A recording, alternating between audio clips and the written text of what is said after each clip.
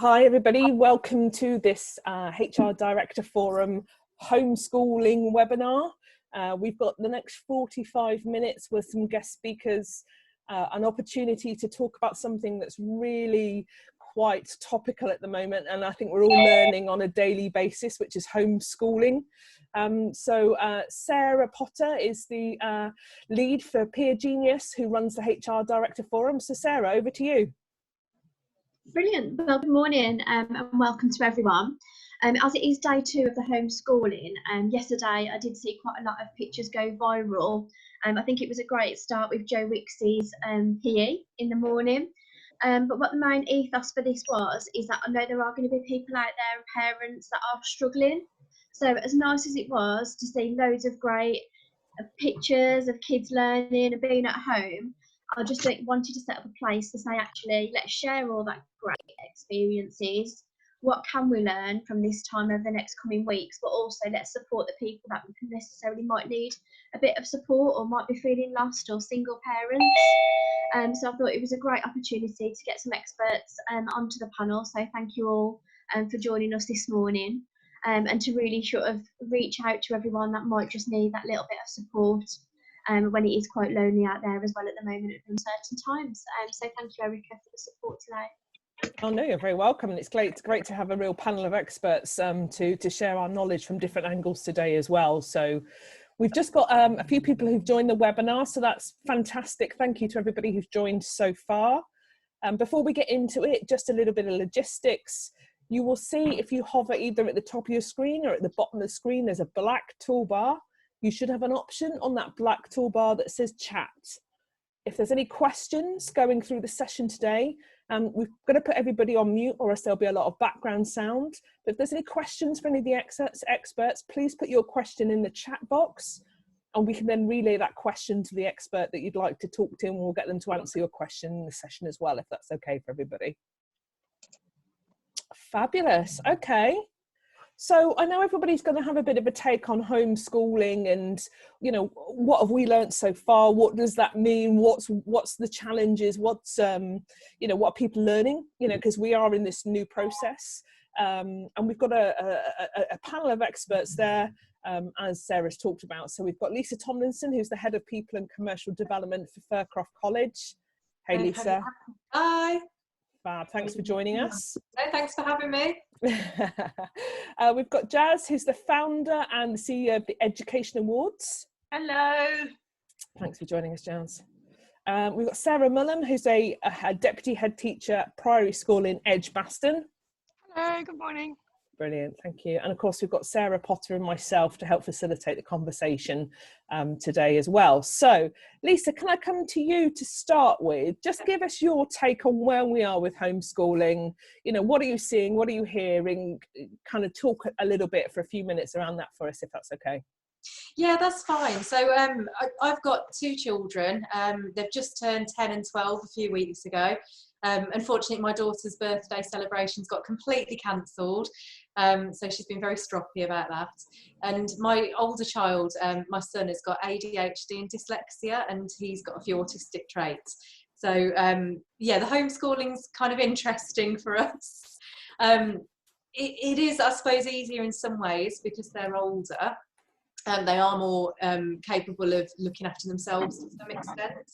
But then equally, it's, you know, more challenging in other ways, that it's harder to stimulate them. The activities and things that they need to be doing, you know, need to be at a kind of higher level. And you know, I personally am not very good with the type of things that they learn in English and maths, like improper fractions and this kind of thing. So my concerns are about kind of how, you know, it's great that they can self-learn to an extent, but then how do you then teach them things that you don't know yourself? So yeah, so far we've been self-isolating for quite a while because my son went skiing to Italy at half term, and when he came back developed a cough and a temperature, and he was tested but was negative. But even so, we self-isolated for a week, and then I think they went back to school for 2 days, and then we were self-isolating again with my daughter. So I think I'm on about week 4. It feels like week 100. But I think I'm quite ahead of some people. So we've managed to get into like a really nice rhythm and routine. And so I think I could probably give some tips to people that they might find helpful. Great. Let's start with that then, shall we? What kind of tips have you got that you would share that you think people could benefit from? Well, I mean, I can only say what works for us, and having a son that's got autistic traits, he does really need structure and routine. So I saw quite a few viral posts from parents saying, oh, we're just going to use this as like a summer holiday, and we're not going to, you know, we're just kind of going to roll with the punches, which I think is great if your kids can do that, but mine cannot do that, and especially not if I need to get work done as well, which I do, because we're, you know, rolling thick and fast with our college going virtual and closing, potentially reopening as an NHS hospital. There's all, you know, I've got a big job myself. Gosh, yeah, absolutely. Yeah. So yeah, I mean, for instance, yesterday I learned how to use Zoom, Yammer, WhatsApp, and create a team all in one day. So yeah, so for us, routine really important. And what I've been doing is having an easy routine for the kids to follow. So if I'm on a call, if I'm on a webinar like I am now, they know what's happening. And I've been using our Alexa to manage that routine, which has worked really well. Love it. So Brilliant. I actually had to pop to the college for 3 hours, and the Alexa basically managed their lessons. Fantastic. So it told them when it was break time, it told them when to come back, and then it helped with their spellings. And there's some games on the Alexa that are quite educational. So I thought that was quite a good, quite a good tip there. We've been getting up and getting dressed as we would for school as well. So there's no pyjamas. You know, they've had to actually get up and have that routine. Because I think one of the things that I'm finding is it's really important for them to have some structure. So, you know, this is school time, this is when it starts, this is when it ends, this is weekend time when you can stay in your pyjamas, and having that difference. Because one of the things we've been at home so much is trying to get some variety, because otherwise it's just boring for everybody and people get tetchy and they start fighting. So trying to put as much variety into the day. So there's having kind of set boundaries between the different things, and also using different spaces. So when I've been thinking about the activities throughout the day, we've got computer time, which is set up, as you can see behind me. But then we've got time where it's in the lounge, and at the moment they're doing den building and watching an educational film, which I think still counts. So and then we're doing things like upstairs or outside or in the bathroom or in the kitchen. So we're trying to use the space to add a bit of variety. Other things, planning the snacks throughout the day so that you're not getting interrupted all the time. You know, can I have this? Can I have that? Just kind of in the morning, having that 20 minutes where you can sit down and say, right, this is how the day is going to look. This is the snacks. Just to jump in there, Lisa. Sorry guys. Just a little bit of background noise there, just picking up. So if you don't mind just popping yourself on mute, that would be really helpful. If you look on the toolbar, there's a mute option on the left-hand side, and we'll be able to hear a bit more what Lisa's saying. Sorry, Lisa, carry on. That's okay. Just give me a chance to read my notes, actually. So we're going to hear kids running around in the background and stuff, aren't we? Then that's fine. Get that. Yeah. So I think join support groups on Facebook and places like that. There's loads popping up, but I found myself getting a little overwhelmed with just the amount of stuff that was out there. So I've kind of stripped it back to basics a little bit, and I'm looking at the school and they're providing stuff. We do Kit McGrath anyway, and they're providing some stuff, so that's really good. And then there's a lot out there, so I'm just cherry picking just a couple of things each week. So the Joe Wicks workouts this week, Steve Backshall's on doing an animal lesson on Wednesday afternoon, and there's virtual tours of museums. So that's the few things I've picked for this week. And I thought, I think we're going to be here for a while, so you know, there's no need to rush and squish everything in. I think just take it easy, you know, have a plan, but be prepared for it to go out the window and be flexible. Don't put too much pressure on yourself, because, you know, we've all got our own worries, you know, everybody's scared. There's things that are going to start happening in the next few weeks with families, you know, but just be realistic really about what you can achieve, you know, and just take it day by day. Some days the kids are absolutely horrible, and I just think, do you know what, let's just cancel the homeschool today. Just go watch horrible histories for 5 hours. That's my homeschooling. Other days, we're smashing it and we're doing, my maths and all these other things. But just take it easy on yourselves, really. And for you personally, just make sure that you're getting some time for yourself in the evenings if your partner's home, or sitting down with a film, go and have a bath, look after your own mental health. That was it, really. So hopefully that'll help some people. Great, thank you, Lisa. And I think all of your points are valid, but particularly I like the way you summarise that around looking after yourself as well. It's the analogy of you can't kind of put other people's masks on if you can't fit your own oxygen mask, isn't it? Like they tell you on flights and things. And I think that's so true. So thank you. So any questions for Lisa, either from the panel, or if anybody wants to put any questions in the chat box, I can ask Lisa to answer those. So Sarah, any kind of thoughts or kind of builds from you in that respect? Or just gonna have to unmute yourself a little bit, Sarah, so we can hear you. For me, it was around that structure to, like, say, you are having the stacks at the different times, so it's not all, like you said, like a holiday, and like you said, not to put that pressure on yourself as well, and to be looking after yourself. So yeah, thank you very much, Lisa. It's really good insight. And you have got a really, really busy day job as well at the moment, so I know that you need it there. So you've been pulled from pillar and post, but I know you're not alone, so we're here for you as well on that support too. Oh, thank you. Yeah, absolutely. And for me, it's just all been about the structure, and I just think if I didn't have that, if I wasn't organised, I think it would just all go to pot. So yeah, for me, it's just structure, and setting expectations with work as well. That they are going to pop up in the back of Zoom meetings. Yeah. Yes, I'm sure we'll all see weird and wonderful things over the next couple of months. Yeah, but everyone that's watching this and everybody that's on this call, you're all doing great. Nobody predicted we'd be here doing this. And the fact that you're just trying is enough, really. Yeah, great words. Fab.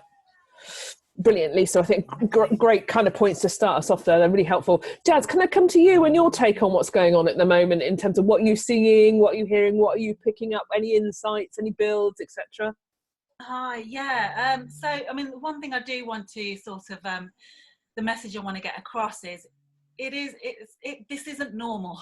We're, homeschooling for a lot of people, it's not something we do or we have been doing. So please, people, don't put pressure on yourself is the big message I want to send out to everybody.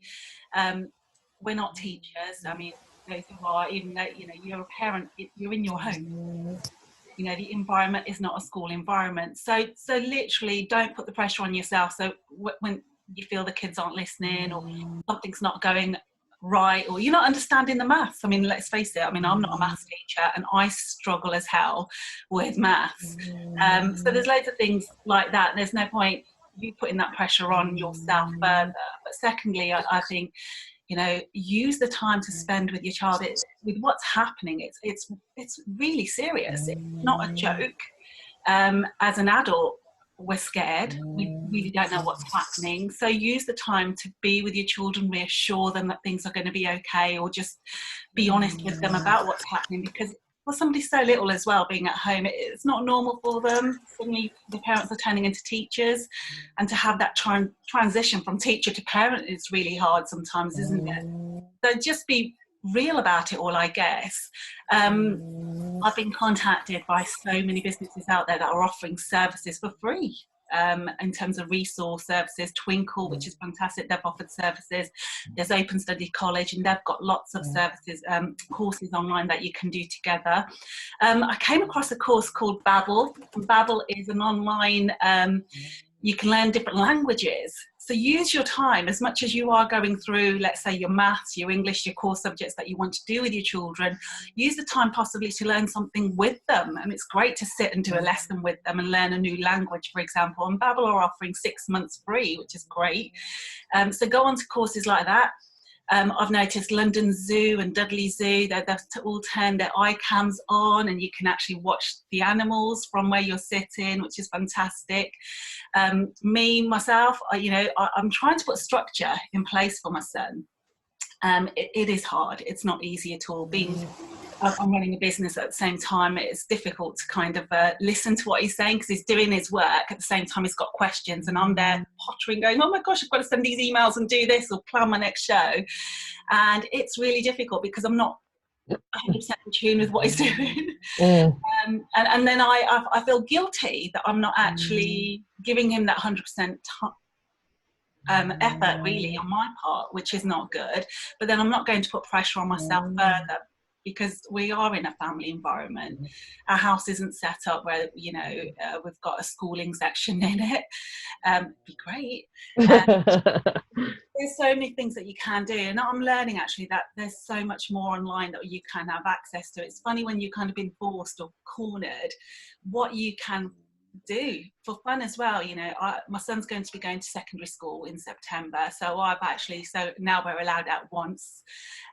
We've started practicing walking the route to his secondary school and finding other alternative routes. So there's things you can think about doing which aren't going to be totally a focus on, let's say, the core subjects. Teach them things that possibly they wouldn't be doing when they're at school. So these things that you as a parent, you're worried about, they're going to start walking to school, start walking with them to get that confidence going. He wants to ride his bike to school. So, you know, now I'm kind of like thinking, right, he can ride his bike and I'll run after him. So it helps your fitness as well then. But there's loads of different things you can do, and as a family unit, you know, just honestly, I would say to everybody, embrace it, give each other cuddles, you know, do the things that we always sit there complaining, haven't got the time to do that. The one most expensive thing in your lives that you're going to buy is your home. Really. And now we are all combined in this one home, so why not enjoy it? You know? Yeah, I think that's a great summary, Jazz. Thank you so much. And you're right. People, you know, it's not a wartime effort. We're not being asked to go over the trenches. We're being asked to stay at home, aren't we?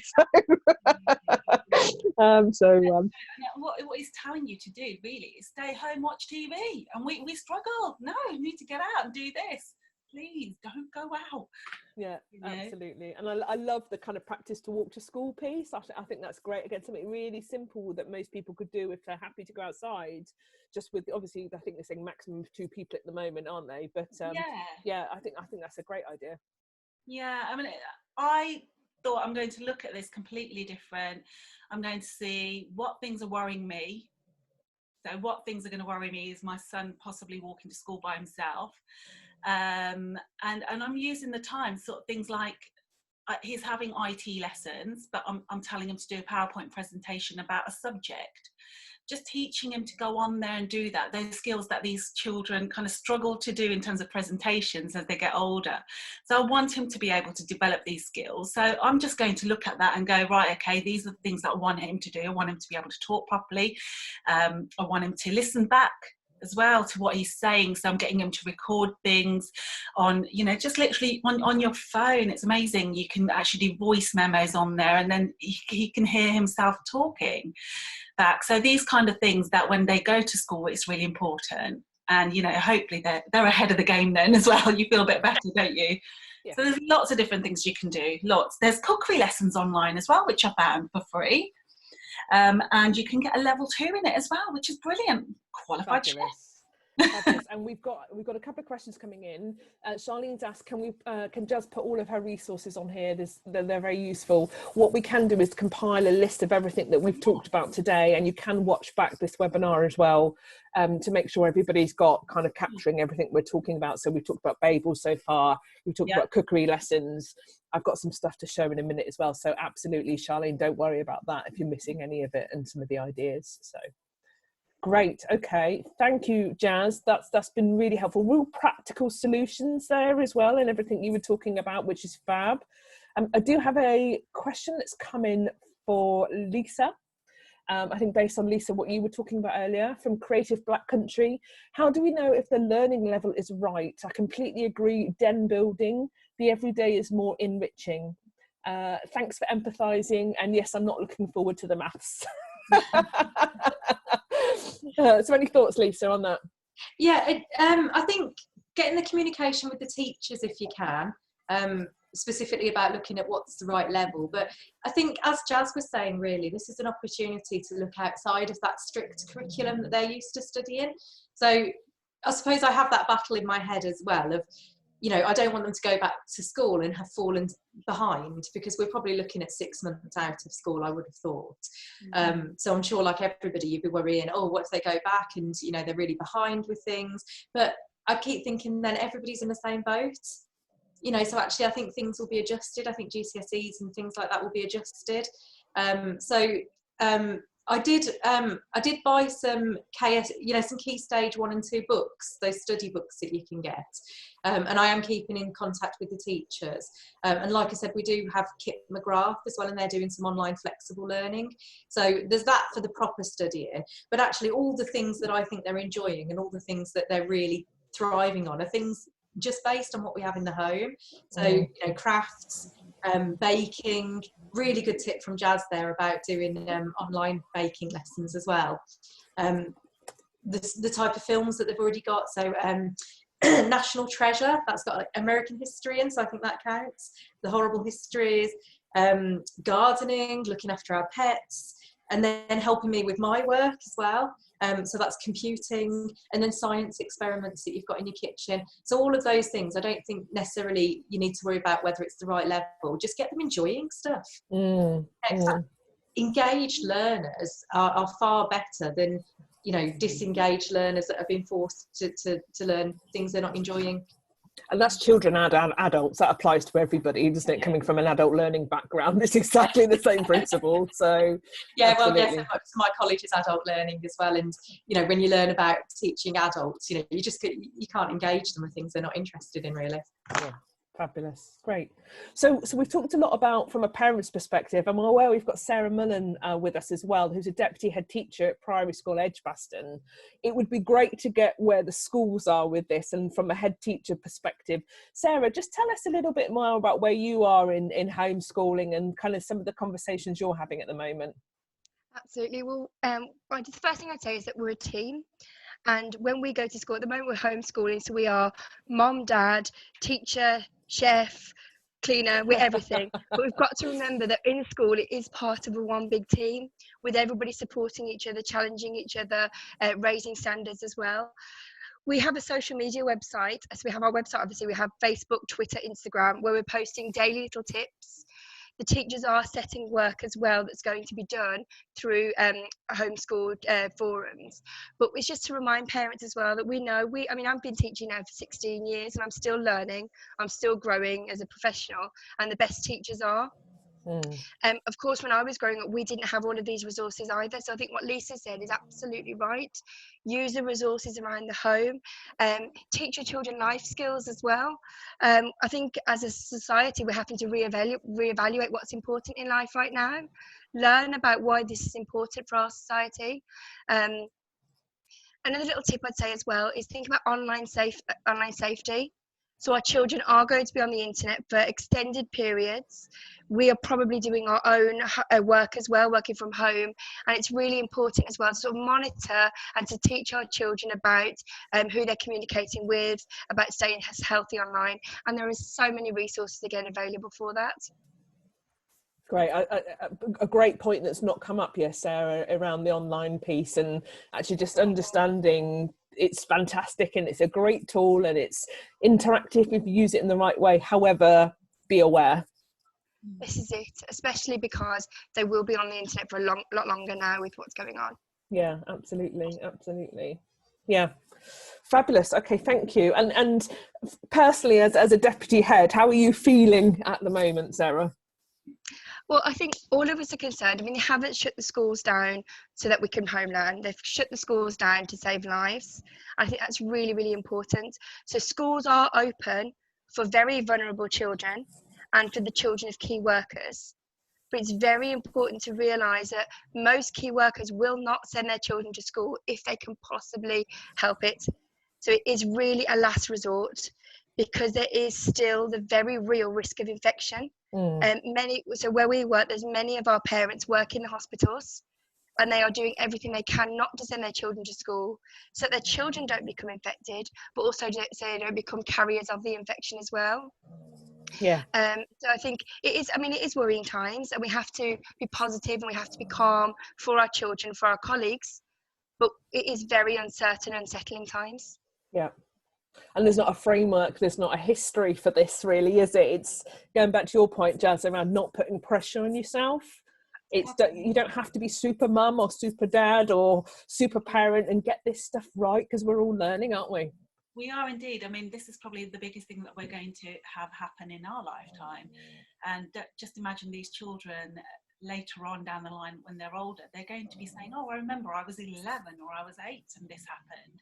So they will remember it. And that's what I'm trying to reiterate. That's a pressure to us already. You know, we're in this place at the moment where it's really scary, you know, and it's an extremely serious thing that's happening. So as an adult, we're just absolutely scared about it. But at the same time, don't forget, just imagine how the children are processing that. And as much as, you know, we don't want to stress out in front of them, it might be important that you do have a time slot put in, or maybe a time when you actually say, right, okay, enough already. I'm not going to put any more pressure on you about learning. Let's sit down, let's talk about it. Because you don't get that opportunity as much normally. And on the other side of it all, as a parent, I realise how hard a job a teacher really has. You know, imagine all those teachers that are, you know, now being appreciated a lot more for all the hard work they're doing. So we're on the other side of it, and we need to actually realise that we all need to work together on this. Maybe when we come out the other end now, you know, when we do come out the other end, we will actually start appreciating people a lot more. You know, this public sector, it's a really hard sector to be in. Teaching, for example, it's really hard. Teachers do a lot. People in education do a lot, which is why I set up the Education Awards, you know, because I really want to support them for what they do. Yeah. And I just think it goes unnoticed all the work they do. Now we're in that position where we are actually trying to take that role of a teacher or education establishment per se.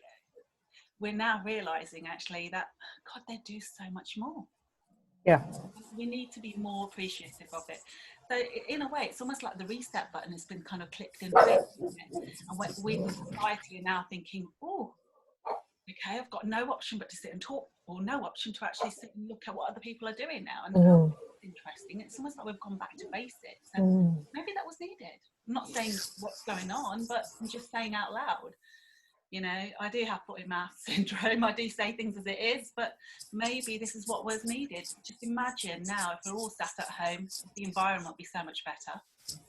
Jazz, can I just add in there that I think you're completely right, and I think with all the doom and gloom and with all the horrible scenes that are going to come, because no doubt we are going to be where it is with, you know, ice rinks being used as morgues and horrible things like this about to hit our news over the next couple of weeks.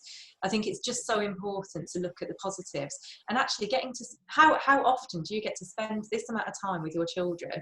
It's transported me right back to when I was on maternity leave, and I just loved it. You know, obviously there's going to be days when it's really hard and you're literally going to want to cry in a corner, but you know, we're really gifted in many ways to be able to spend this time with our families. You know, and we've got to just make the most of that and embrace it as well. Yeah, absolutely. We all complain that we're spending all this money on these big homes that we've got, and we never sit in them. We're hardly in them, and now we've got that fantastic opportunity to do that. Yeah, absolutely. Who would have thought in the beginning of the year, you know, that we'd be in this place? Absolutely. Great. Well, I was wondering if when I don't think we'll ever go back to normality as we knew it. I think things probably will change, because I think people will really reprioritise their lives. And I think, you know, in many ways, the way that I was working particularly was a bit unsustainable, just with the amount of rushing around and, you know, to this and to the gym and whatever else. And I think people will really start thinking about what's important. And I wonder if when we go back, you know, there might be a bit of a blend between home learning and schooling, you know. Yeah, absolutely. Would love that personally.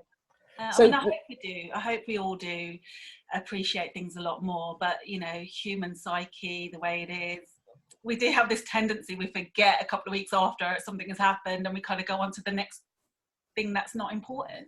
So, you know, let's hope.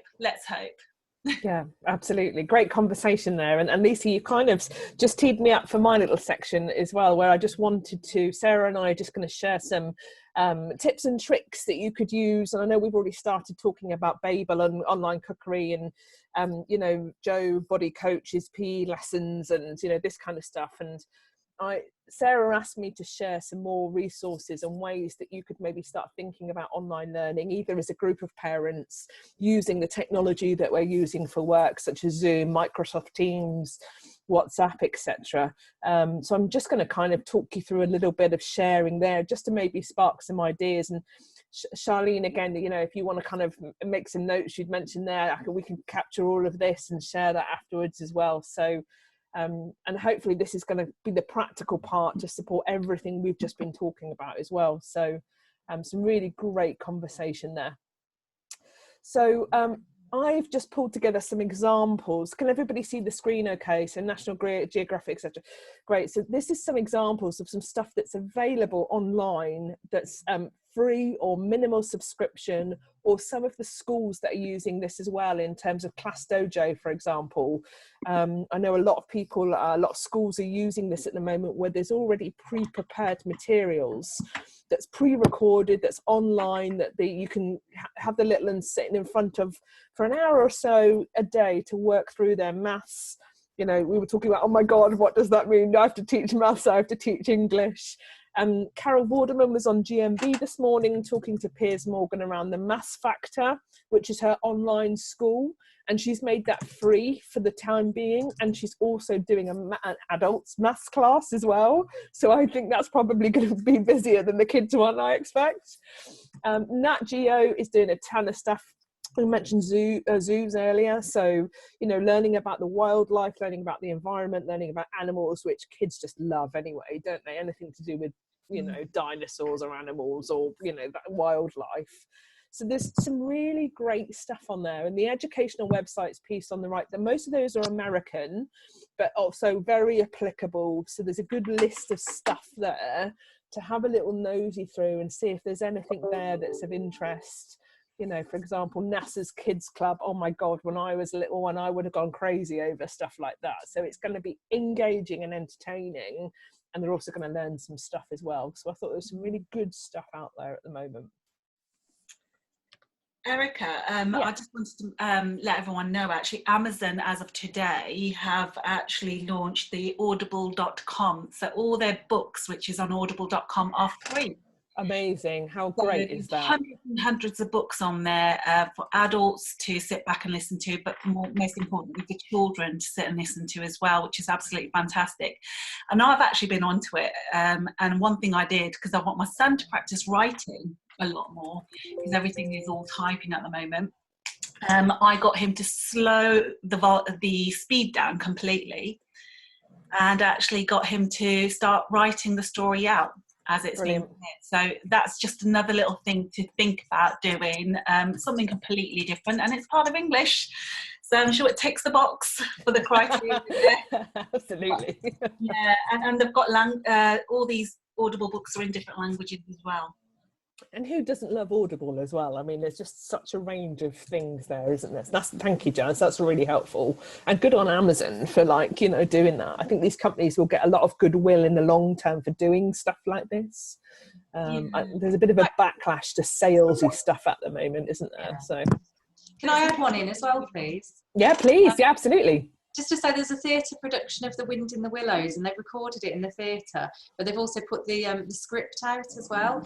We're going to do a lesson based around looking at the script and reading a few sections, and then what I've had the kids do, because we're getting a lot of deliveries at the moment, I've had them make their own like theatre dens to watch it. So they've been painting cardboard boxes and making dens. So we're going to sit in those and watch The Wind in the Willows.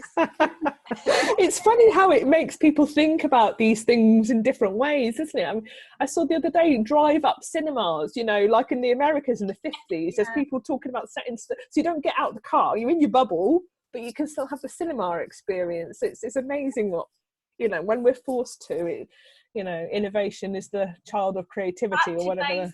It's amazing how people become so creative with what they've got. I think it's amazing. Get a big sheet, put it out the window if the weather's great, if you've got access to a projector, it's great. Just have an outdoor cinema. Perfect. Yeah. You know? And what fun that is as well for the kids, isn't it? That's amazing. Yeah, definitely. So the other thing I just wanted to talk to you about is around using software like Zoom, like Teams. You've probably all been pulled onto calls over the last couple of weeks using this technology, and oh my God, I'm on camera. Oh my God, how does it work? What does this mean? What does that mean? And actually stuff like Zoom gives you more interactive options. And we've been doing a lot around virtual classrooms at the moment. They give you the type of activities there, like chat box that we've already been using today, emojis, you know, kind of annotation tools when you can scribble all over the screen, polls and stuff like that. So a lot of this virtual classrooms that are being delivered by the likes of Class Dojo is delivered in this kind of format. So the teachers who are going through massive upskill at the moment to use all this stuff, again, completely empathise with these guys at the moment. So I just wanted to show you a little bit about the functionality, and either you could get together as a group of parents and one of you can host the kids in the neighbourhood virtually for an hour a week or a day, like you would do sharing the school run and things like that, really. So some of the examples here, again, if you can see the slides, you'll see the toolbar at the top. We've looked at the chat room, but the toolbar gives us lots of nice opportunities to look at things like drawing on the screens, writing on the screen. So if you want to hover over your toolbar, either at the bottom of the screen or the top of the screen, you'll see an option that says annotation. You might need a little click drop down on your, and this bar will come up and you can start drawing on the screen. So you can put exercises on PowerPoint, and I'll show you a couple of examples at the moment.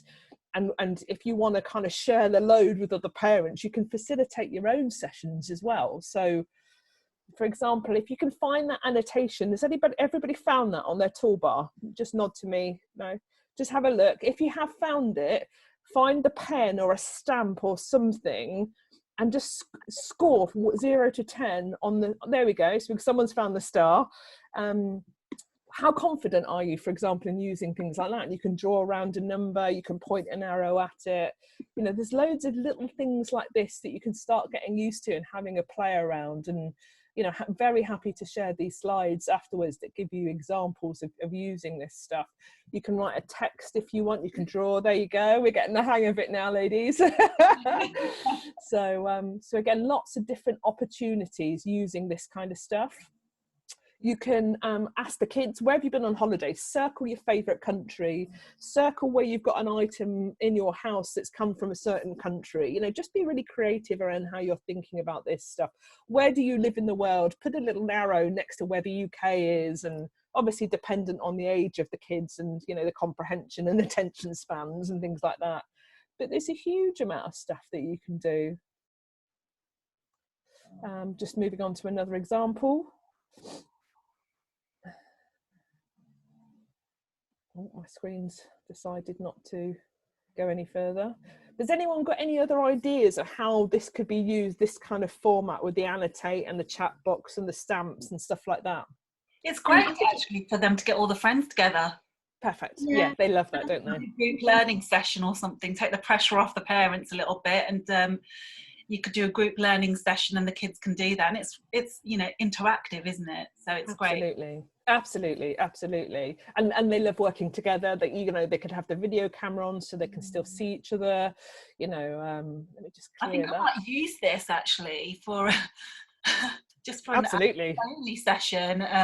With a nice glass of wine with my friends, have a school mums session. Exactly, just keep yourself sane for a little bit, you know. And but again, I think it's really good to do something like this when Lisa's like daughter, it's a birthday, so if birthday parties are being cancelled, it's a great opportunity to get the kids together and see all their friends. So I think it's great that we're there for them, but actually it'd be good for them to see each other as well as much as possible. Yeah, absolutely. So again, you know, don't be afraid to just kind of have a play with this stuff and just get the creative juices flowing, really, I guess is kind of my answer. Zoom gives you a virtual whiteboard as well. So, you know, if you're used to writing on flip charts or getting pieces of paper out, working on different types of activities, drawing on the table, drawing on paper, etc. There's a virtual whiteboard that you can use where you can pull up a white piece of paper, and again you can split it in half, and you could draw on different sides of the paper, understand what that kind of activities use. Quiz time, thank you Charlene. Yeah, absolutely. So you could have quizzes going on for either your parents or your kids. Yeah. So again, lots of ways just to think about. So let me just show you what the whiteboard would look like. So again, Zoom functionality, you just click on share whiteboard. What I can do is I can put a line down the bottom of the whiteboard, so we can have team A and team B, for example. So we've got team A there, and again we could have team B here. And if I ask you guys just to go back to your annotation bar, for those who found it, on the left hand side you'll see a T and the word text written underneath. Just click on that and then click on the whiteboard for me wherever you want. Don't worry too much about where you're clicking, and just start typing for me. You'll see a text box come up. And again, this is where your kids can get into answering questions. They can have a quiz against each other, lots of different opportunities. So Creative Black Country, so it's an option when you go to the toolbar. You've got an option either to share your screen, share the whiteboard, and this is what happens when you share whiteboard. There you go, Charlene, thank you, first up. So if you type something, click off it and it will come up onto the whiteboard.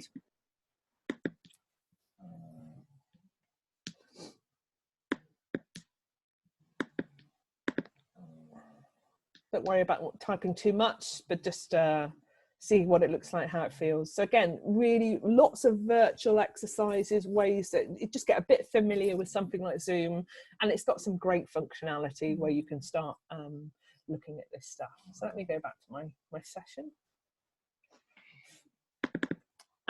So there's just some examples there of the way that you can host sessions yourself, or like I said, get together with other parents, etc. Any kind of questions or adds or builds on any of that? Not really. I think it's great. I think one of the things that I'm quite wary of as well is I don't want my son too much on the electricals. So part of me is kind of like looking at having a bit of a 50-50, kind of like see how we can kind of like use that as well as him pick up a physical book, so to speak, and get away from it. So I'm trying to encourage him to do a lot more outdoor play as well, and get out a bit more and do things like that. I mean, this is great and I really enjoy it. He's doing PowerPoint right now, so it's something that I can't get him away from anyway. So I prefer him to do things like this as opposed to go, oh, I'll just go and sit on the PlayStation. And talk to my friends on that and play. So I do think this is great, and it's great for parents to get more involved as well. And I think this would work more for groups, encourage groups to kind of come online and do it. I mean, again, it comes down to safety as well, I suppose, as well, which is key. So it's just lots of different things that we need to think of and be aware of, I guess, as well. Yeah, absolutely. It's a blend of all of those things, isn't it, that we've talked about today? Definitely. Yeah, great. Yeah, I was that was one of the points I was making earlier about the variety and just trying to mix it up, because what I found with mine, and again it's different because my son has ADHD, but if I don't mix and chop and change, he does get very tetchy. We're trying to do kind of a bit online, but then a bit in person, a bit outdoors. Yeah, even pots and pans in the shower for 45 minutes I found kept him really amused. And he's 12, so you'd think maybe he'd grown out of that, but yeah, pots and pans in the shower, great tip. Fabulous, great. Okay, well, we're coming towards the end of our time together, I think, today, so we're just coming up to an hour. So Sarah P, over to you, just to kind of summarize the conversation today, and kind of as host, what have we taken for today and what's your thoughts? You just let me just unmute you. Great opportunity to just mirror basically what Sarah said. Really, it's a great opportunity to really think, so what is the opportunity here for us? Yeah. And how can we really sort of take some really differences and the different approach to it, because I think it is going to be very different come in a few months' time. So really to just look at what's really important to us and come together as those families. And just like you said, not to be hard on yourself. Yeah, great. Okay. Thank you everybody so much for dialing into the session today. I really hope you've managed to take something from it. Thank you Lisa, Sarah, Jazz for coming in as our expert panel. Thank you Charlene and Creative Backcountry, sorry I don't know your name, Sajia. Thank you very much for dialing in, appreciate that. There will be a recording of this that probably will come out on Sarah's LinkedIn, I think, to start with, and we can all share that so everybody can access the benefit of that. And there will be future sessions to come, no doubt, as well. Brilliant. Brilliant. Thank you very much. Thanks very much, guys. All right, you take care. Thanks, Bye. everyone. Bye. Bye. Bye, everybody. Bye.